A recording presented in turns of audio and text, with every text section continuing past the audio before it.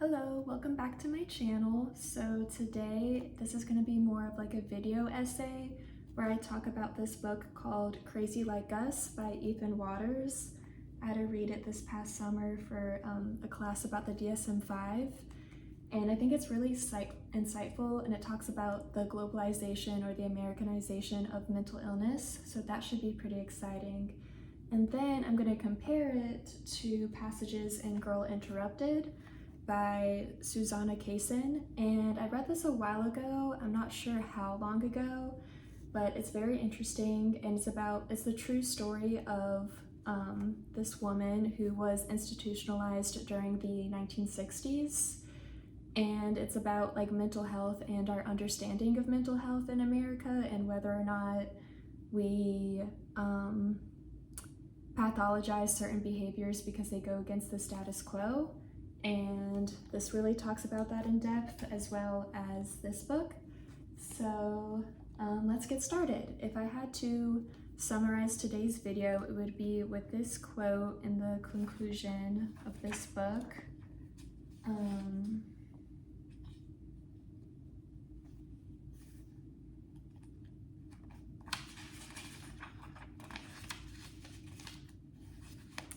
So what does a cross-cultural perspective reveal about our conception of the mind? The ideas we export to other cultures often have at their heart a particularly American brand of hyper-introspection and hyper-individualism. These beliefs remain deeply influenced by the Cartesian split between the mind and the body, the Freudian duality between the conscious and unconscious, as well as teeming numbers of self-help philosophies and schools of therapy that have encouraged us to separate the health of the individual from the health of the group. Even the fascinating biomedical scientific research into the workings of the brain has, on a cultural level, further removed our understanding of the mind from the social and natural world it navigates.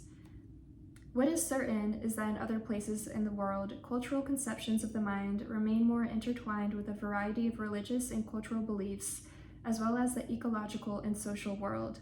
They have not yet separated the mind from the body, nor have they disconnected individual mental health from that of the group. With little appreciation of these differences, we continue our efforts to convince the rest of the world to think like us. Given the level of contentment and psychological health our cultural beliefs about the mind have brought us, perhaps it's time that we rethink our generosity. So I think that's a very scathing critique of the Americanization of mental health and how flawed our understanding of it is, while we simultaneously try to export our ideas around mental health to different cultures, which ultimately leads to a lot of harm. So I'll talk about this further in the next part of the video.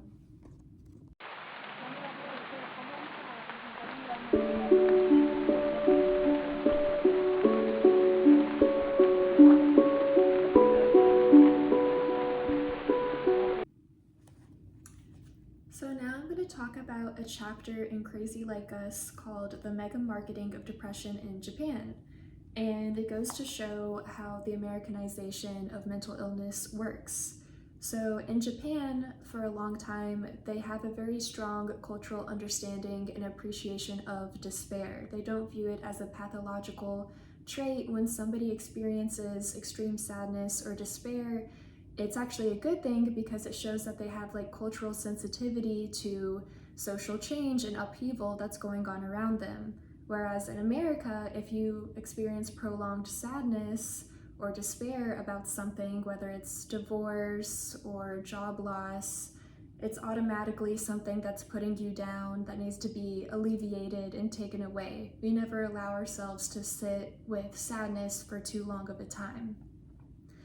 And so in order to sell antidepressants to the population in Japan, they first had to convince the population that there was an illness that was legitimate and it had its roots in this biomedical understanding of mental illness. And so they had to export this idea to the Japanese people about American understandings of depression as something that is, inherently troubling, that needs to be immediately treated with some kind of psychiatric intervention. And so this is why they started this mega marketing campaign that's ultimately served like pharmaceutical companies for the worst. So here's another quote on page 197.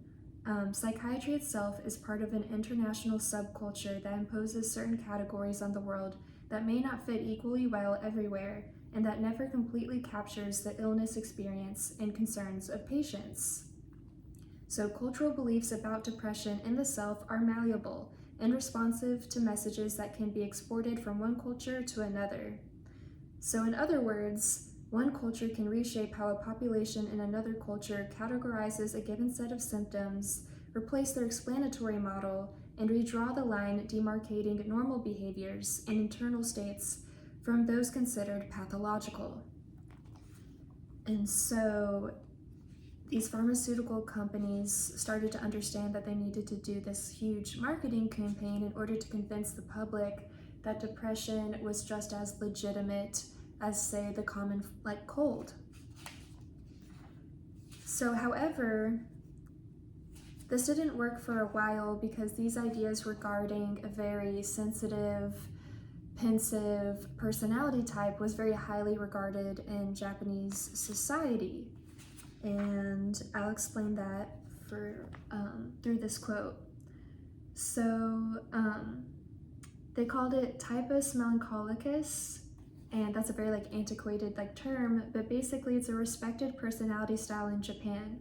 Those who are serious, diligent, and thoughtful, and expressed great concern for the welfare of other individuals and the society as a whole. Such people, the theory went, were prone to feeling overwhelming sadness when cultural upheaval disordered their lives and threatened the welfare of others. So a state of feeling sadness or despair is not viewed as pathological. It's not viewed as a threat that needs to be removed. Whereas in American culture, feelings of despair, it doesn't have any inherent meaning attached to it. It's just something that needs to be overcome so you can continue to be productive in a highly capitalist society that America is. And so how do these companies market their antidepressants? So this is an example of an ad campaign that they created. Hold on. So they went with this phrase called kokoro no kaze, which means like a cold of the soul. And so this was here are 3 reasons why kokoro no kaze, or a cold of the soul, appealed to drug marketers. So this is the first reason. So usubio, which means an incurable and inborn depression of psychotic proportions, which is a Japanese understanding of despair, or one of the many definitions of this that they had available in their culture prior to this marketing campaign. Utsubio was not the severe condition it was once thought to be, and therefore should carry no social stigma. For example, who would think less of someone for having a cold? Second, it suggested that the choice of taking a medication for depression should be as simple and worry-free as buying a cough syrup or an antihistamine. Third, the phrase communicated that, like common colds, depression was ubiquitous. Anybody could get a common cold, so anybody can get depression. So basically, this is how they were able to very normalize depression and to make it as vague as possible, so people felt like they had a greater access to antidepressants because their understanding of it was made intentionally ambiguous and ill-defined, so it can be applicable to the widest possible population for the widest possible range of discomforts. So it's actively disincentivizing resilience and religious understandings of mental suffering. And so this is quite unfortunate because it really reveals America's ongoing colonial imperial attitude towards mental health. And it's also rooted in a white supremacist culture, because as we're exporting and imposing our values and worldview of disorders onto other nations, we believe that civilization is linear and it's predetermined, and we are the ones that determine what civilization looks like. So other nations who have different understandings of mental suffering If those understandings are not similar to our understandings, then they are wrong and we're right, and we need to civilize them. And so in this book, they interview different people that used to work for these pharmaceutical companies. So they kept talking about different cultures as if they were at different stages of predetermined evolution. The American market, with the brand recognition, high rates of prescriptions, and free market pricing, it was seen as the most modern and advanced of markets. Japan was 15 years behind the United States, executives would say. We were the most evolved culture, and as one executive said, their job was to speed the evolution along, to move other countries along the path to be like us. And to me, this is very reminiscent of colonialism and how colonizers, when they went to America, would try to convert the Native Americans to Christianity. And it was often very violent and very forced, and they were forced to assimilate to our culture. And I feel like this is very similar with what's happening in mental health. And also our fascination with mental illness through like pop culture, and everybody's diagnosing themselves with like narcissistic personality disorder or autism. We just have a cultural fascination with these categories and these labels and these like instantly recognizable lists or symptoms of mental illness that we're really we're taking away our resources for healing, which are often found in faith-based communities and traditional understandings of mental health. So also, it made their mental health crisis worse in Japan because there was one company in particular, I think called GlaxoSmithKline, that had really discreditable studies on the effectiveness of their antidepressant because it actually had a risk for increased suicide rates, which is already a huge problem in Japan because they're very overworked and a bunch of other societal factors that are making this mental distress worse.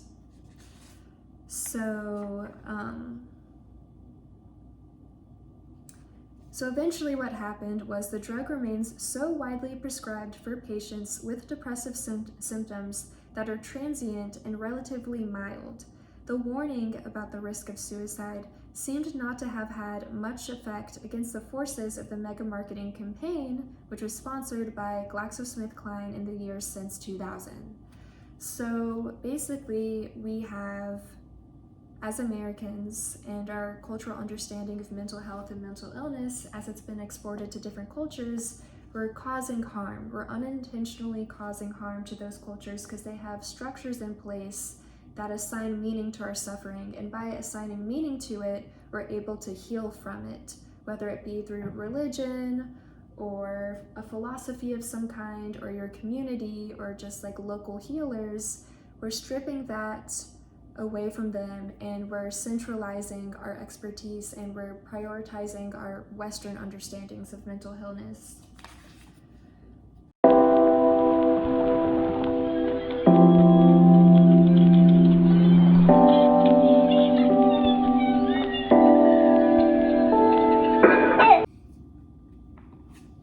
Hello, and so now I'm going to be talking about the chapter entitled The Shifting Mask of Schizophrenia in Zanzibar. And one of the central questions that this chapter tries to tackle is, why did people diagnosed with schizophrenia in developing nations have a better prognosis over time than those living in the most industrialized countries in the world? And basically, the conclusion or the answer to this question is that in third world countries, there's a greater reliance on spiritual understandings of mental distress, and so mental illness is less stigmatized as a result of those understandings. So one finding that has been consistent regarding schizophrenia across cultures, not just in America, but also in countries like Zanzibar, is that high expressed emotion, which is defined as criticism, hostility, emotional overinvolvement, leads to higher rates of relapse among schizophrenic patients. And so, in particular, high relapse patients tended to live in an environment where at least one relative routinely criticized and attempted to control the patient's behavior. And also, the flip side of this is emotional overinvolvement, which is kind of causing inadvertent harm. And it is, you can tell when it's happening through dramatic expressions of self-sacrifice, extreme devotion, overprotectiveness, and intrusiveness in the patient's life. So researchers have found that emotional overinvolvement is negative for the patients long-term in any culture. And why is this? So the experience of being criticized or constantly observed and judged parallels the experience of the disease itself.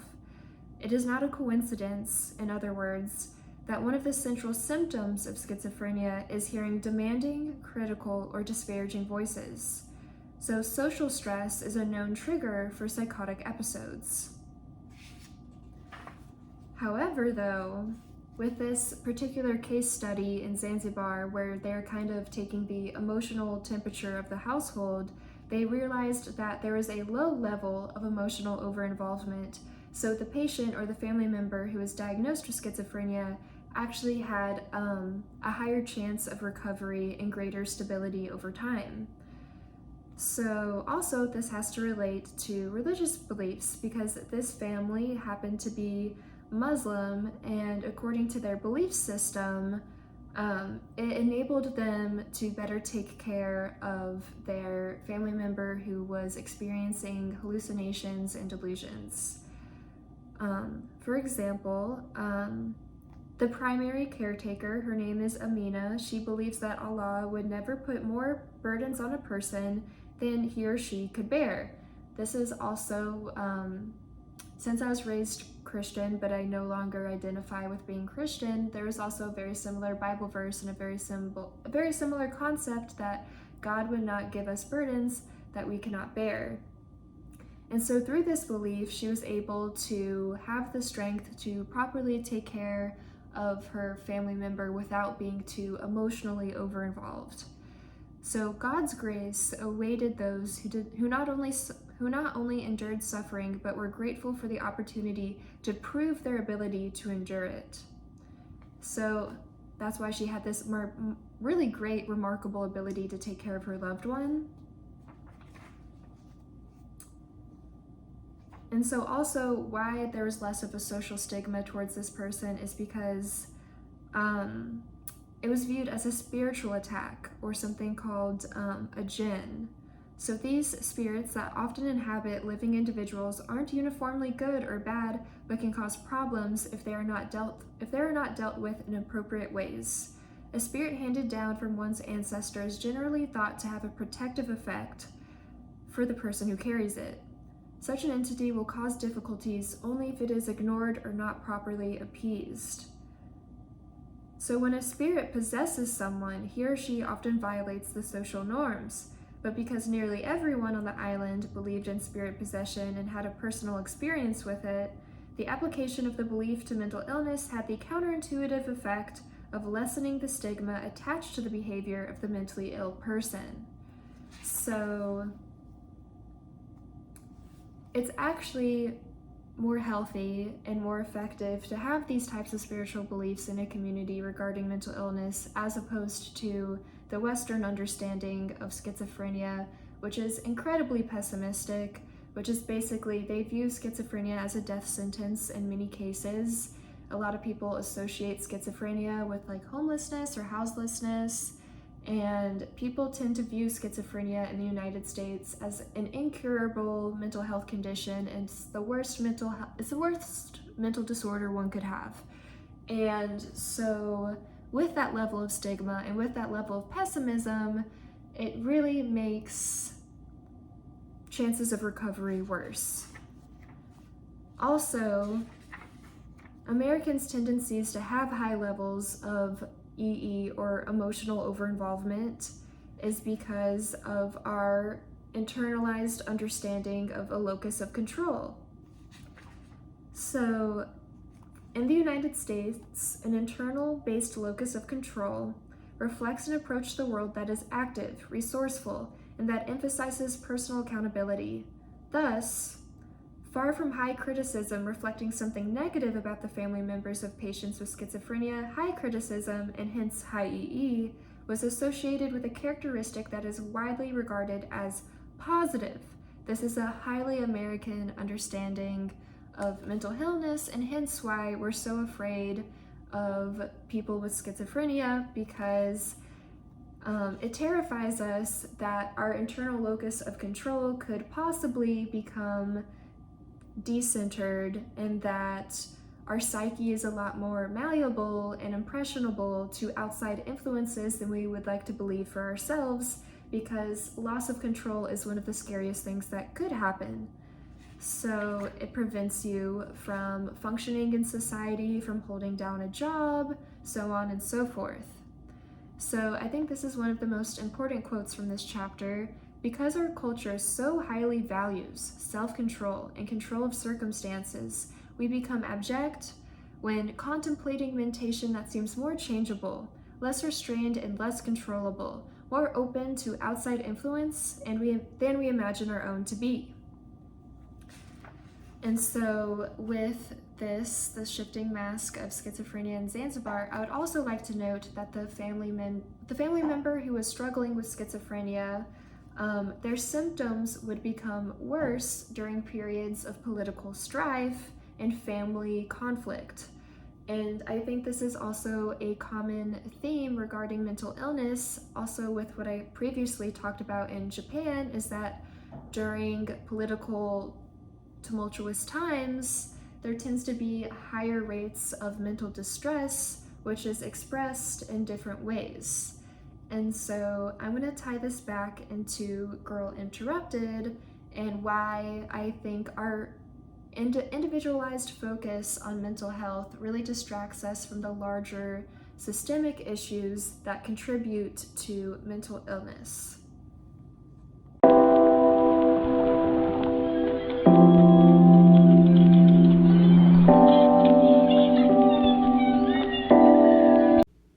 So I'm going to read a short chapter from Girl Interrupted entitled 1968.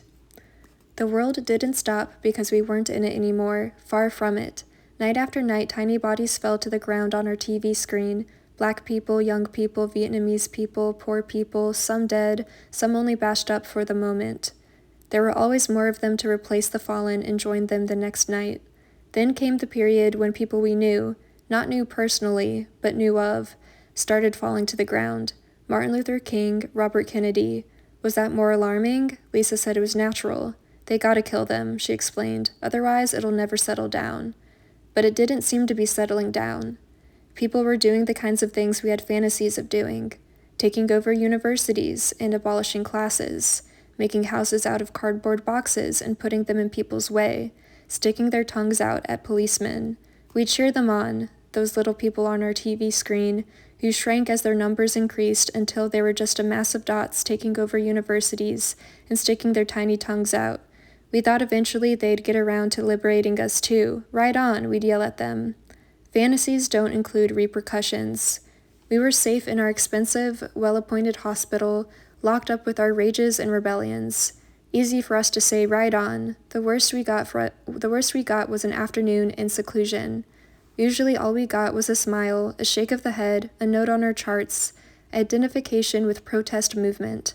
They got cracked skulls, black eyes, kicks to the kidneys, and then they got locked up with their rages and rebellions. So it went on, month after month of battles and riots and marches. These were easy times for the staff. We didn't act out. It was all acted out for us. We were not only calm, we were expectant. The world was about to flip, the meek were about to inherit the earth, or, more precisely, wrest it from the strong, and we, the meekest and weakest, would be heirs to the vast estate of all that had been denied us. But this didn't happen, not for us, and not for many of those other claimants to the estate. It was when we saw Bobby Seale bound and gagged in a Chicago courtroom that we realized the world wasn't going to change. He was in chains like a slave. Cynthia was particularly upset. "They do that to me," she cried. "It was true that they did tie you down and put something in your mouth when you had shock, to stop you from biting your tongue during the convulsion." Lisa was angry too, but for another reason. "Don't you see the difference?" she snarled at Cynthia. "They have to gag him, because they're afraid people will believe what he says." We looked at him, a tiny dark man in chains on our TV screen, with the one thing we would always lack: credibility.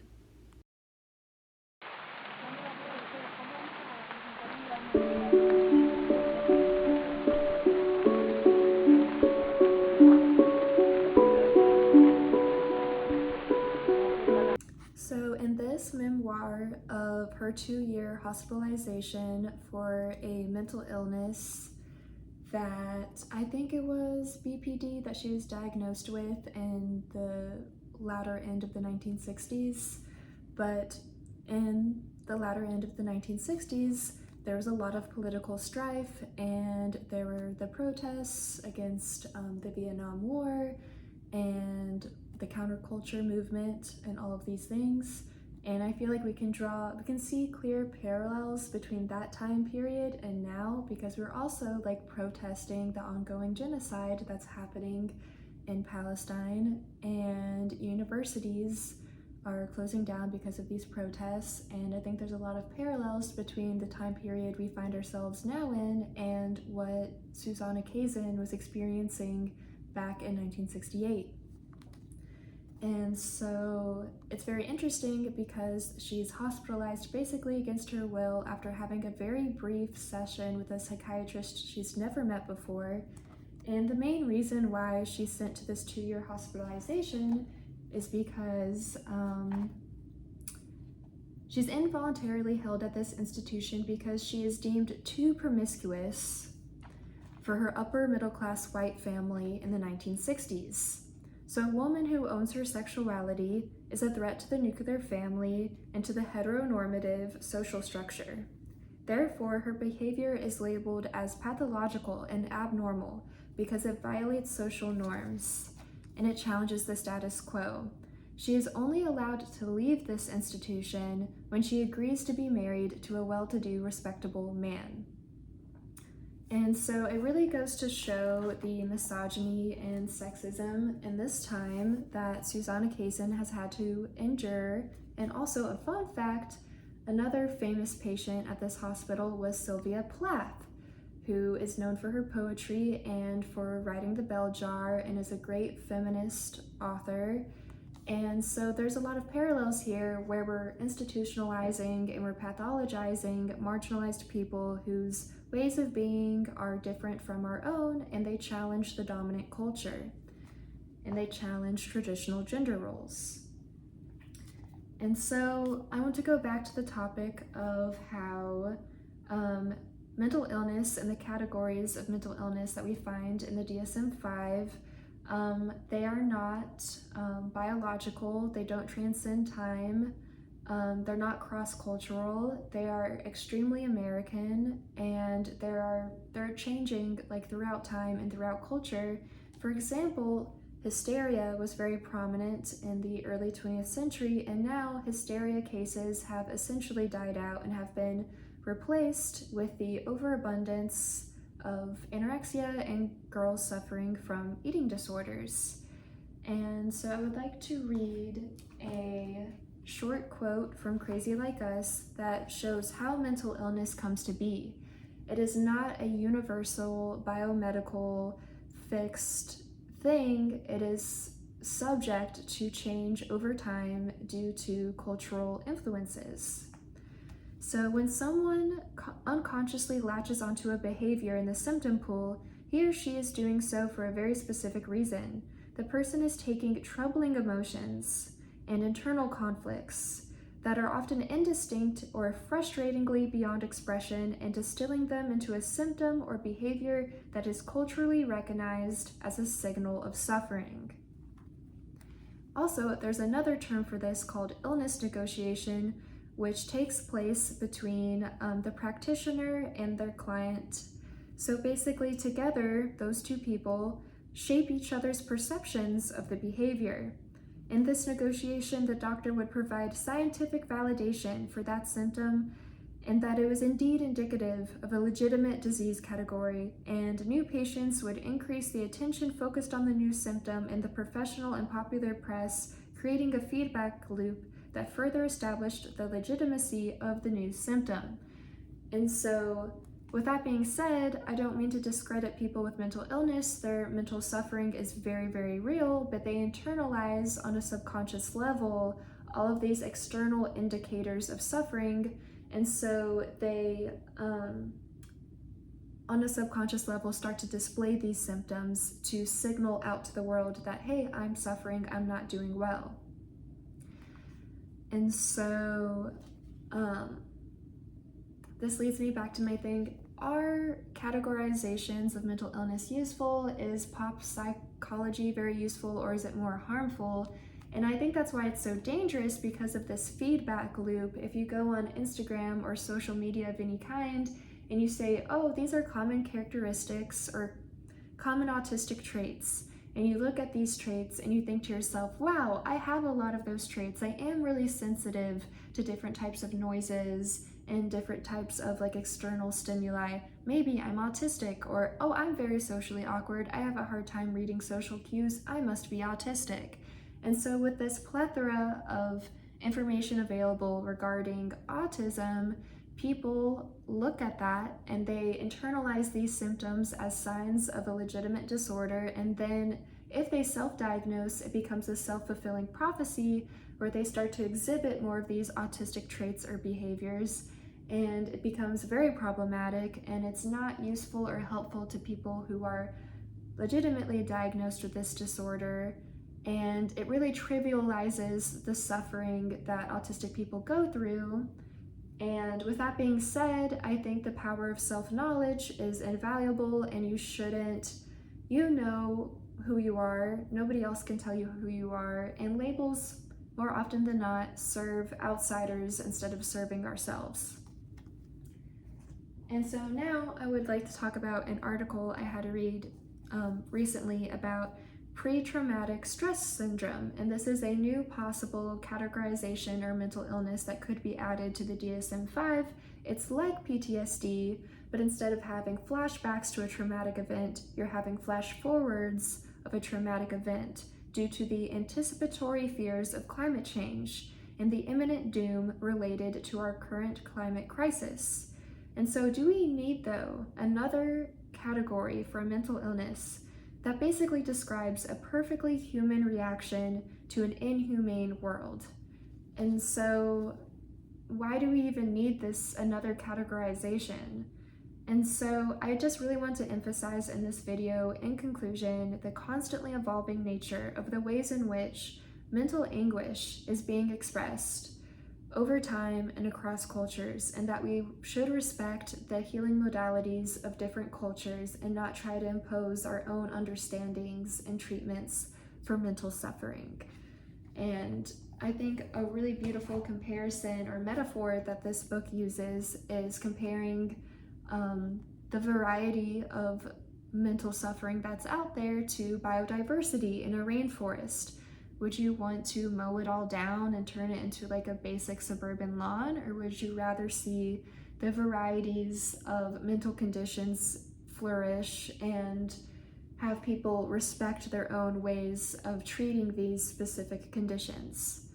Anyways, thank you so much. I know this was a really long video, and please let me know your thoughts on the Americanization of mental health or anything related to that, and also political strife and, social systemic issues related to mental health.